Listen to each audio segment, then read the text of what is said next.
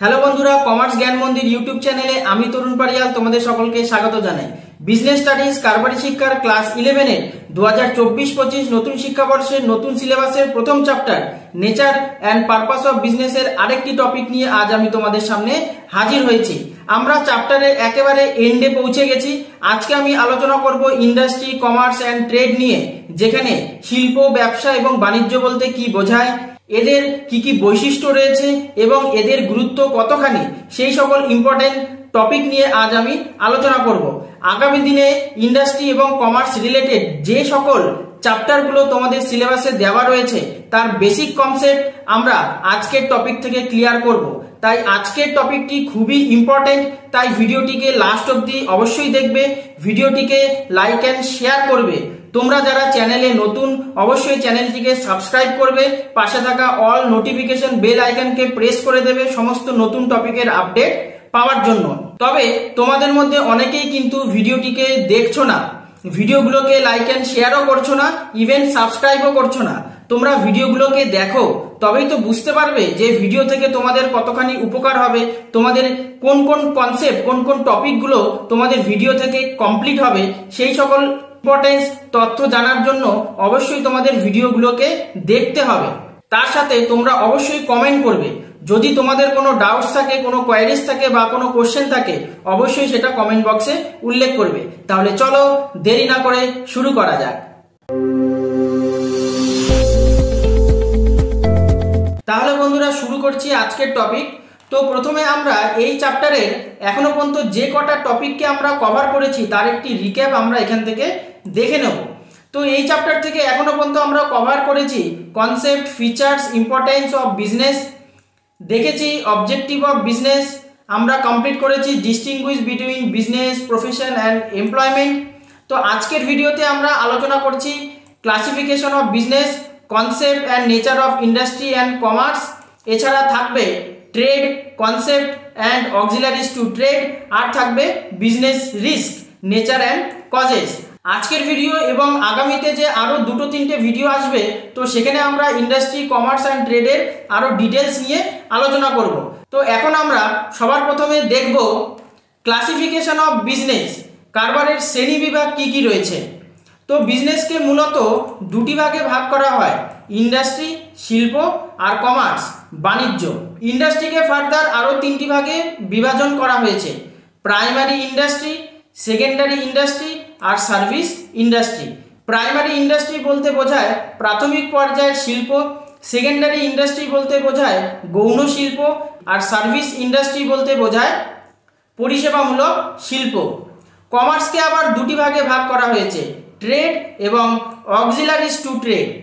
Trade অর্থাৎ ব্যবসা, আর auxiliaries to trade বলতে বোঝায় ব্যবসায় সহায়ককারী যে পরিষেবা। তো এবার আমরা সবার প্রথমে দেখব ইন্ডাস্ট্রি বা শিল্প বলতে কি বোঝায়। তো প্রথমেই বলা হয়েছে making natural resources suitable for use through a continuous process and creating utility to meet human needs is called industry. অর্থাৎ প্রাকৃতিক সম্পদের যথাযথ ব্যবহারের মাধ্যমে মানুষের চাহিদা পূরণ করে এবং উপযোগ সৃষ্টি করার যে প্রক্রিয়া তাকে বলা হয় শিল্প বা ইন্ডাস্ট্রি। এই বিষয়টিকে আমরা একদম সহজভাবে বোঝার চেষ্টা করব। ইন্ডাস্ট্রি বলতে আর কিছুই নয়, একটি ফ্যাক্টরি বা একটি কল কারখানায় যে সকল দ্রব্য সামগ্রী উৎপাদিত হয় তাকেই আমরা ইন্ডাস্ট্রি বা শিল্প বলে আখ্যায়িত করি। সেই দ্রব্য সামগ্রীগুলো কি? সেগুলো খাবারের জিনিস থেকে শুরু করে জামা কাপড়, পোশাক পরিচ্ছদ, জুতো, মোজা, কসমেটিক্স আইটেম, বাইক শিল্পের আন্ডারে কাউন্ট করা হয়। এই বিষয়টিকে একটি এক্সাম্পলের মাধ্যমে আমরা বুঝব। ছোটবেলায় আমরা পড়েছি রেশম থেকে তৈরি হয় কটন বা তুলো, সেই তুলো থেকে তৈরি হয় সুতো, আর সুতো থেকে তৈরি হয় জামা কাপড়। কিন্তু সেই রেশম আসে কোথার থেকে? আসে রেশম কীট থেকে, অর্থাৎ রেশম কীটের চাষ করা হয়, তো সেখান থেকেই এই প্রক্রিয়াগুলো তৈরি হয়।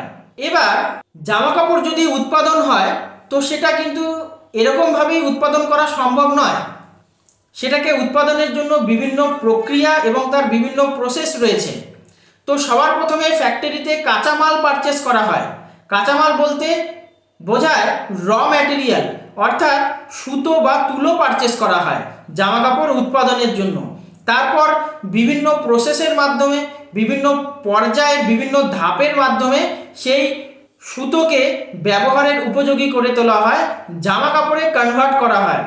তো প্রথমে সেই সুতো থেকে তৈরি হয় কাপড়, কিন্তু সেই কাপড় একদম ভেজা অবস্থায় থাকে। সেগুলোকে ড্রাই করার জন্য অন্য জায়গায় পাঠানো হয়। ড্রাই হওয়ার পরে সেগুলোকে ডাইং করা হয়। ডাইং করার পরে সেগুলোকে ডিজাইনিং করা হয়। যে বিভিন্ন ডিজাইনার রয়েছে, তো তারা কোন কাপড়ের জন্য কী ধরনের ডিজাইন হবে, কালার কম্বিনেশন কেমন হবে, সেই সমস্ত প্রক্রিয়ার মাধ্যমে আমরা কাপড় বা জামা, প্যান্ট, টি শার্ট, শার্ট আমরা পেয়ে থাকি। এবার সেই উৎপাদিত দ্রব্য যখন ব্যবহারের জন্য একদম রেডি, তখন কিন্তু সেই উৎপাদিত দ্রব্যকে প্যাকেজিং করা হয়, মোড়কজাতকরণ করা হয়, সেখানে লেবেলিং করা হয়, এমআরপি লাগানো হয়, ট্যাগিং করা হয়। তারপর সেগুলোকে একটি জায়গায় স্টোর করে দেওয়া হয়, যাকে বলা হয় ওয়্যার হাউজিং বা গুদামজাতকরণ। তারপর তার মার্কেটিং করা হয়, বাজারজাতকরণ করা হয়। তারপর সেখান থেকে যে ছোট ছোট রিটেলার রয়েছে, খুচরো ব্যবসায়ী এবং হোলসেলার রয়েছে, পাইকারি ব্যবসায়ী রয়েছে, তাদেরকে সেই দ্রব্য সামগ্রীগুলো পাঠিয়ে দেওয়া হয়, তারা সেগুলো ক্রয় করে। তারপর সেখান থেকে সেই দ্রব্য সামগ্রীগুলো আমরা পারচেস করি, ক্রয় করি। এবার এটি একটি লম্বা চেন, বিভিন্ন প্রসেসের মাধ্যমে সেই কাঁচামাল বা র ম্যাটেরিয়ালকে ফিনিশ গুডসে কনভার্ট করার যে প্রক্রিয়া, তাকেই আমরা বলি শিল্প। যেমন এডুকেশন ইন্ডাস্ট্রি, আমি তোমাদের অনলাইনে টিচিং দিচ্ছি। আবার ফিশিং ইন্ডাস্ট্রি, মৎস্য শিল্প, এগ্রিকালচারাল ইন্ডাস্ট্রি, কৃষিকাজ সম্বন্ধিত শিল্প। আবার টেক্সটাইল ইন্ডাস্ট্রি, জামা কাপড় শিল্প। এছাড়া chemical industry, still industry, automobile industry. তো বিভিন্ন শিল্পের বিভিন্ন রকম উৎপাদন একটি ফ্যাক্টরিতে সম্পন্ন হয়। এবার আমরা শিল্পের কিছু স্পেশাল ফিচার্স, কিছু বৈশিষ্ট্যকে এক এক করে কভার করব। তো প্রথমেই বলা হয়েছে প্রকিউরমেন্ট অফ ন্যাচারাল রিসোর্সেস, অর্থাৎ প্রাকৃতিক সম্পদ আরোহণ করা। প্রথমেই আমরা আলোচনা করেছি যে শিল্পতে, ইন্ডাস্ট্রিতে বা ফ্যাক্টরিগুলোতে র ম্যাটেরিয়াল পারচেস করা হয়। সেই র ম্যাটেরিয়ালগুলোকেই আমরা প্রাকৃতিক সম্পদ বলে আখ্যায়িত করি। যেমন ধান থেকে চাল, গম থেকে আটা, এই ধরনের দ্রব্য সামগ্রীগুলো উৎপাদিত হয়। নেক্সট হলো ক্রিয়েট ইউটিলিটি, অর্থাৎ উপযোগ সৃষ্টি করা। আমরা অলরেডি বিজনেসেই দেখেছিলাম যে বিজনেসের মাধ্যমে উপযোগ সৃষ্টি করা যায়।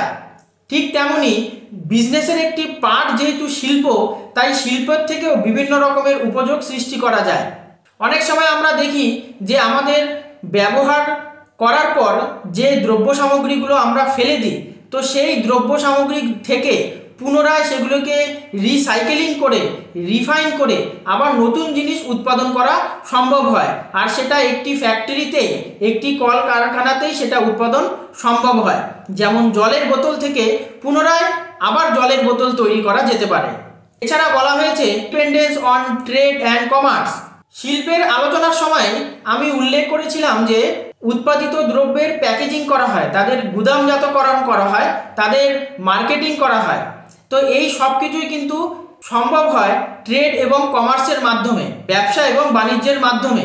অর্থাৎ উৎপাদিত দ্রব্য কনজিউমারের কাছে পৌঁছে দেওয়ার যে মাধ্যম, সেই মাধ্যমকে আমরা বলি ট্রেড অ্যান্ড কমার্স। এছাড়া বলা হয়েছে ইকোনমিক ডেভেলপমেন্ট। একটি ফ্যাক্টরিতে প্রচুর সংখ্যক শ্রমিক কাজ করে, তো তাদের মান্থলি স্যালারি হয়, রেমুনারেশন তারা পায়। তো সেই স্যালারি থেকে তারা বিভিন্ন ধরনের জিনিস, তাদের যে যাবতীয় যে প্রয়োজনীয় দৈনন্দিন জীবনের যে প্রয়োজনীয় জিনিসপত্র রয়েছে, সেগুলো তারা পারচেস করে। তো একে অপরের সাথে আদান প্রদানের মাধ্যমে, একে অপরের সাথে ক্রয় বিক্রয়ের মাধ্যমে দেশের অর্থনৈতিক উন্নতি সম্ভব হয়। এবার আমরা দেখব ক্লাসিফিকেশন অফ ইন্ডাস্ট্রি। ইন্ডাস্ট্রির বা শিল্পের কী কী শ্রেণীবিভাগ রয়েছে। তো মূলত আমি এখানে তিনটি শ্রেণীবিভাগের কথা উল্লেখ করেছি। তো প্রথমেই দেওয়া হয়েছে বেসড অন অ্যাক্টিভিটি, অর্থাৎ ক্রিয়াকলাপের ওপরে ভিত্তি করে শিল্পকে বেশ কিছু ভাগে বিভাজন করা যেতে পারে, যেমন এক্সট্রাকটিভ ইন্ডাস্ট্রি অর্থাৎ নিষ্কাশন শিল্প, যেমন ভূগর্ভ থেকে খনিজ তেল উত্তোলন, বনজ সম্পদ সংগ্রহ, মৎস্য চাষ, এই সকল ক্রিয়াকলাপকে আমরা এক্সট্রাকটিভ ইন্ডাস্ট্রি বা নিষ্কাশন শিল্পের অন্তর্ভুক্ত করতে পারি। নেক্সট হলো জেনেটিক ইন্ডাস্ট্রি অর্থাৎ প্রজনন শিল্প, যেমন গবাদি পশু পালন, মৎস্য চাষ, হাঁস মুরগি প্রজনন। এছাড়া রয়েছে ম্যানুফ্যাকচারিং ইন্ডাস্ট্রি অর্থাৎ উৎপাদন শিল্প, যেমন তেল শোধন করা। আমরা আমাদের দৈনন্দিন জীবনে রান্না করার জন্য যে সকল এডিবল অয়েল ইউজ করছি, যেমন মাস্টার্ড অয়েল, বিভিন্ন ধরনের রিফাইন অয়েল, সানফ্লাওয়ার অয়েল, এই সমস্ত কিছুর উৎপাদন কিন্তু ইন্ডাস্ট্রি বা একটি ফ্যাক্টরিতে সম্পন্ন করা হয়, তাই সেগুলোকে ম্যানুফ্যাকচারিং বা উৎপাদন শিল্পের অন্তর্ভুক্ত করা হয়। এছাড়া রয়েছে লৌহ ইস্পাত শিল্প, টেক্সটাইল শিল্প।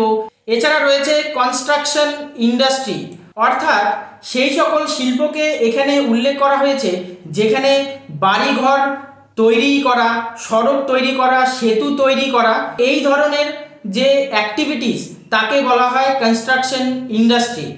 এবার বেসড অন প্র্যাকটিক্যাল সাইড অর্থাৎ ব্যবহারের দিক থেকেও ইন্ডাস্ট্রিকে বেশ কিছু ভাগে বিভাজন করা যেতে পারে, যেমন অ্যানালিটিক্যাল ইন্ডাস্ট্রি অর্থাৎ বিশ্লেষণমূলক শিল্প, যেমন খনিজ তেলকে পরিশোধন করে সেখান থেকে পেট্রোল, ডিজেল এবং কেরোসিন উৎপাদন করা হয়। এছাড়া সিনথেটিক ইন্ডাস্ট্রি অর্থাৎ যৌগিক বা মিশ্র শিল্প, যেমন লৌহ আকরিক, চুনা পাথরের সংমিশ্রণে তৈরি করা হয় ইস্পাত। এছাড়া রয়েছে প্রসেসিং ইন্ডাস্ট্রি অর্থাৎ প্রক্রিয়াকরণ শিল্প, কাঁচা পাট থেকে তৈরি হয় থলে এবং পাট জাতীয় সামগ্রী উৎপাদন শিল্প। আর লাস্ট হলো অ্যাসেম্বলিং ইন্ডাস্ট্রি অর্থাৎ যেখানে বিভিন্ন ধরনের পার্টসের মাধ্যমে কিছু দ্রব্য সামগ্রী উৎপাদন করা হয়, যেমন গাড়ি উৎপাদন, কার উৎপাদন, কম্পিউটার উৎপাদন। এছাড়া রয়েছে বেসড অন নেচার অর্থাৎ প্রাকৃতিক সম্পদের ওপরে ভিত্তি করে ইন্ডাস্ট্রিকে, শিল্পকে আরও দুটি ভাগে বিভাজন করা হয়েছে, যেমন কনজিউমার গুডস অর্থাৎ ভোগ্য পণ্য উৎপাদন শিল্প, যেমন খাদ্য, বস্ত্র, এগুলো কি কনজিউমাররা এই ধরনের জিনিসপত্রগুলো, এই ধরনের দ্রব্য সামগ্রীগুলো তারা ভোগ করতে পারে, ইউজ করতে পারে। আর লাস্ট হলো ক্যাপিটাল গুডস অর্থাৎ মূলধনী পণ্য উৎপাদনকারী শিল্প, যেমন যন্ত্রপাতি, রাসায়নিক, সুতো ইত্যাদি। তাহলে আজ এখানেই বিদায় নিচ্ছি, খুব শীঘ্রই দেখা হচ্ছে আরেকটি ভিডিও নিয়ে। ততক্ষণ ভালো থাকো, সুস্থ থাকো, মন দিয়ে পড়াশুনো করো। জয় হিন্দ, বন্দে মাতরম।